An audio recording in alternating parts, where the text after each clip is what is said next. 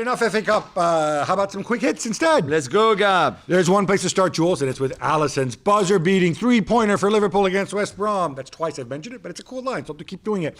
This was huge and magical. Wow. Just wow. I mean, even Jurgen Klopp could not believe it. He turned around and went like, what just happened? What have I just seen? Incredible. I mean, Alisson, first for a goalkeeper to score is obviously very rare and very cool, but to score a winner with a header like this, like an amazing header in a win that can help you qualify for the Champions League, it's just like, wow. And when they do score, it is often winners or equalizers because they normally don't some go like up Paul the pitch. Robinson, he just like kicks the ball and he bounces in the wind and he goes over, and but that was just great. I mean, his dad, of course, died in February, and you can just imagine all the emotion. His post-match interview was fantastic. He's saying like, I hope my dad, with God next to him, saw that and celebrated where he is. It was just like everything was just incredible. Liverpool didn't have a good game, didn't play well at all, should not have won that game, and yet it's Alisson who gave them that win. I just two quick find things it on this. Amazing. There's no way Trent Alexander-Arnold should not be going to the Euros. Can we just agree on that at this point? Okay, fine. Let's knock that on the head. And secondly, he would go. You don't want me to ruin it by pointing out that it seems weird to me that nobody says, oh, look, there's a very tall, big man in the box. You look, he's walking in. Let's have two guys. Let's have two guys on Nat Phillips, but I mean, crazy, totally unmarked. Crazy. Magical. Juventus beat Inter 3-2 on Saturday night to keep their Champions League hopes alive. Jules, not a good night for referee Gianpaolo Calvarese. Okay, so who's Italy's best referee? Not him. Okay, yeah. Who's the Davide Massa, probably, yeah? Who's after that? Irati, maybe? Why is this dude refereeing such a big game? Who decided that this guy, who's clearly incompetent, who was refereeing in Cyprus like 3 weeks ago, or in Serie B, the Lecce game the other day, why is he in charge of this game? Why?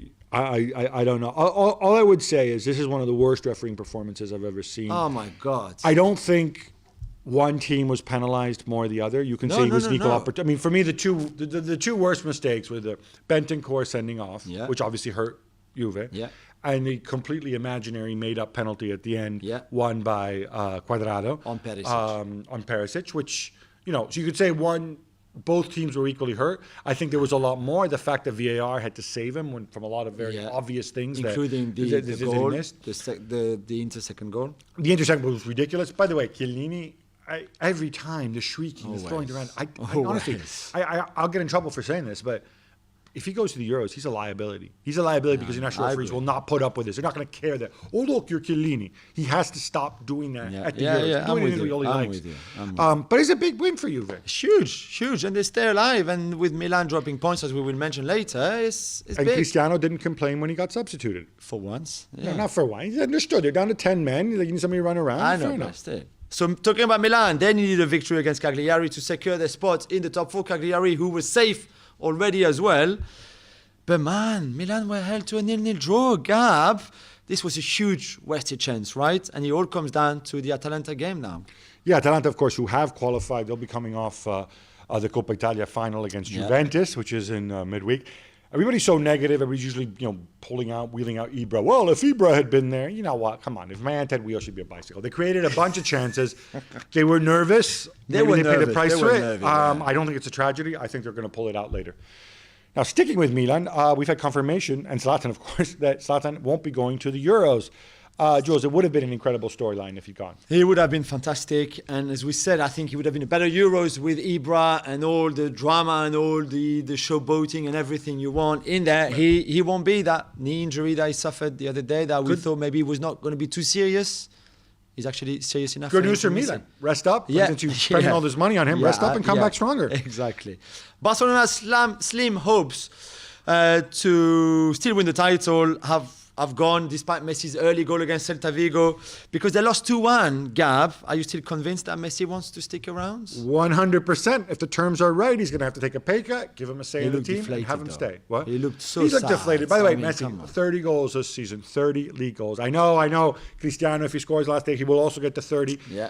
Both will, if Cristiano gets there, both will have done 9. Unreal. Unreal what we're seeing. Unreal. Both of them. Lille are held 0-0 by Saint-Etienne. Jules, did they deserve a little bit more? No, they didn't, Gab. I mean, they hit the post. Come on. What? They created all those chances. Which one?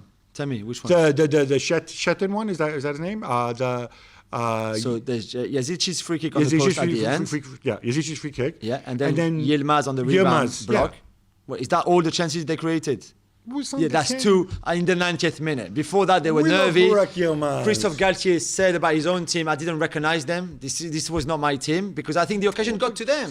They still can do it, Gab. Don't worry. Next week away at Angers. But they have to win. A draw might not be enough if PSG win at Brest. So it's gonna be big. Yeah. And for the whole week, the pressure is gonna build up to that game on Sunday against Angers. It's not head to head in it's goal difference. In France. It's goal difference. And Paris Saint-Germain obviously way ahead. They were indeed. And PSG, they stomp all over Reims as Neymar scores the cheekiest of penalties, which he often does. Gabi was never in that right, especially after. Because the dude gets sent off after 10 minutes. I honestly, by the way, this is a textbook example. Look, PSG don't need it, but this is a textbook example of where you don't give a red card.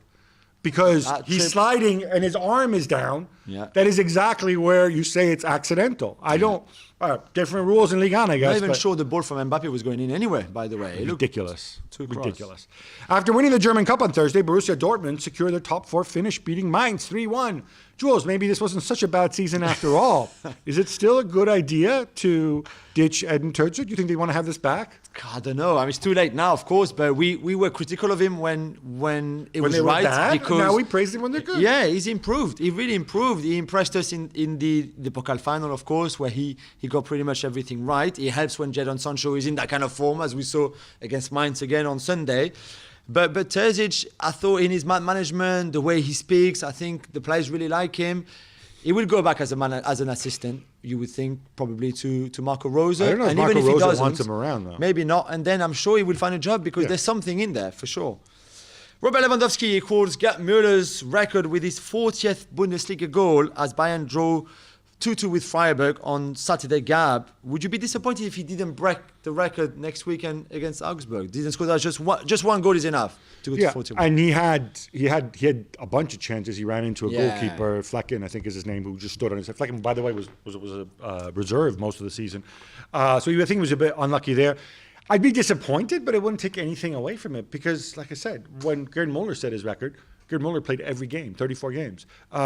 He's missed 4 games, another one he came off the bench.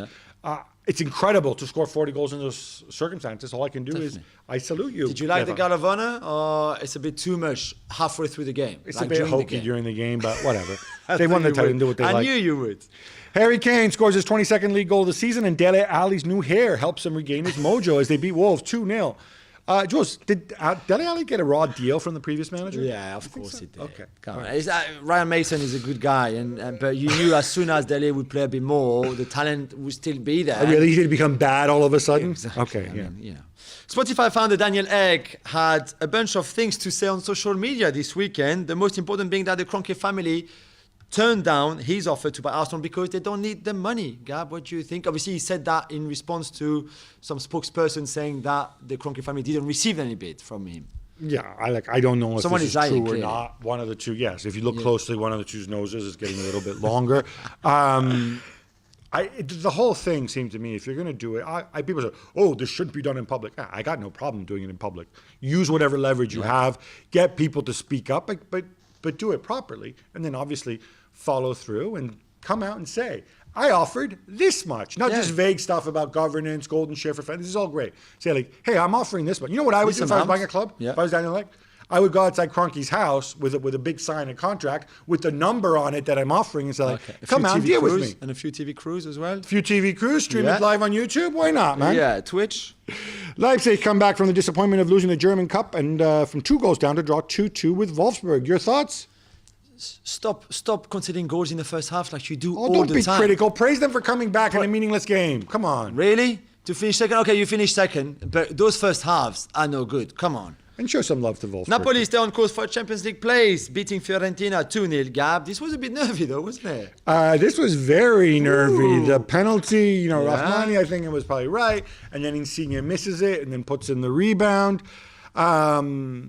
And then there was a whole backstory to this because obviously Fiorentina effectively cost Napoli the title a few years ago after when they did their job and played against them and played hard against them when Napoli expected them to lie down so that they could stop Juve from winning the title. So look, it was nervy. They're there. They still control their own destiny. Last day of the season, they play Verona.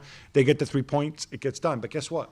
Rino Gattuso, one of those big mysteries that confounds people outside Italy, will not be back as manager next season, 99.9%. And that, I tell you, is odd. Well, thank you very much for watching ESPN on YouTube. For more sports highlights and analysis, be sure to download the ESPN app. And for live streaming, premium content, and let's not forget as well, ESPN FC 7 days a week. Subscribe to ESPN+.